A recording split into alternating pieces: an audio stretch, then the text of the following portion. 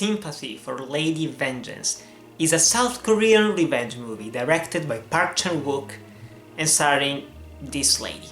I'm not all that familiar with Park Chan-wook's cinematography. I've only seen Oldboy and I love that movie, and I will make a review of it later on in the future after I've rewatched it. But right now I recently watched Sympathy for Lady Vengeance, and it was a really weird experience. First of all, this is a very artistic movie. The cinematography is gorgeous. Every single shot could be a painting in itself. It's shot beautifully, the soundtrack is amazing. It's very different from the one of Oldboy, but it's still just as good, and I love listening to it. It's very melancholic, and it's also kind of funny in a couple of moments, and the movie itself does have a lighter tone, especially early on in the movie. There is some slapstick comedy almost, and there are some really funny lines. And it starts off also with a lot of really weird imagery, with a lot of symbolism, with a lot of religious images, and the story is very straightforward, but it could easily be ruined and spoiled by saying a little bit too much about it. It's about a woman who after 13 years is released from prison, and she goes to take revenge for the man responsible for her time in jail. I'm not gonna say more about it, because it really was a weird experience and I don't really know how to put it into words, because I kinda enjoyed the movie. At the same time I was kinda bored at the beginning, and I'm not gonna lie, I was almost tempted to turn it off. I don't know why, I just felt it. I was like, no, I'm not ready to watch it right now. But I stopped. After 5 minutes I said, okay, let's just do it. It's 2 hours long, it's not all that much. So I decided to watch it, and I have to say that the more I watched the movie, the more I started to like it, because in the later part it gets a little bit more grounded in reality, and it's not as artistic or as weird as the first part, which isn't necessarily a bad thing. I just wasn't in the right mood at the beginning. But if I rewatch this movie, I will most definitely probably enjoy it even more, especially since I know what is happening.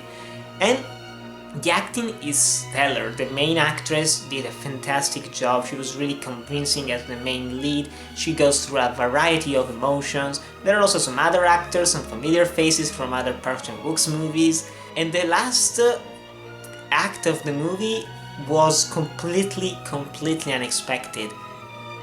And I loved it. That was easily my favorite part of the movie. The ending of the movie, which is the last 40 minutes, it was really good. It was really good. It brought a lot of emotions out of me.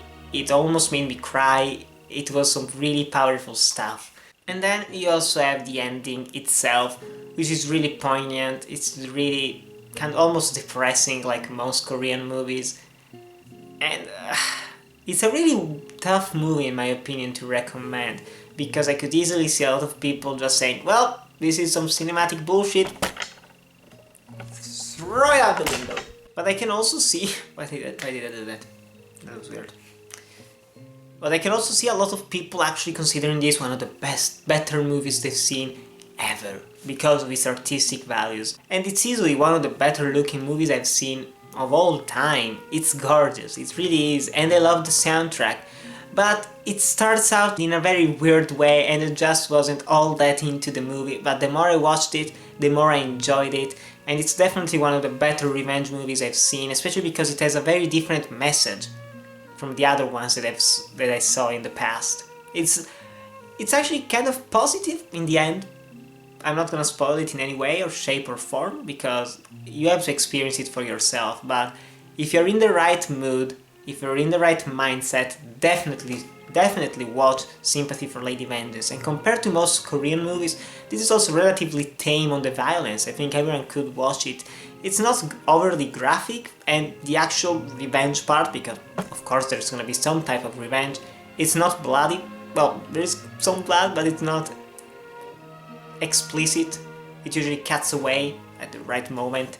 And I really did appreciate that. I really did appreciate that it didn't show everything. And plus, I also heard, and I saw actually small bits of it, there is also a fade to black and white version. The movie starts out with a lot of colors, and then it slowly starts changing to black and white. That's really impressive. I really hated that I didn't see that version first, but I will definitely see it again with that version, because that looks like something that is going to bring out even more emotions out of you. But still, definitely check this movie out if you have the time and if you want to. But still guys, have you seen Sympathy for Lady Vengeance? Do you want to see it? Tell me in the comments below. Thanks for watching, remember to like, comment, subscribe, and I'll see you in the next video.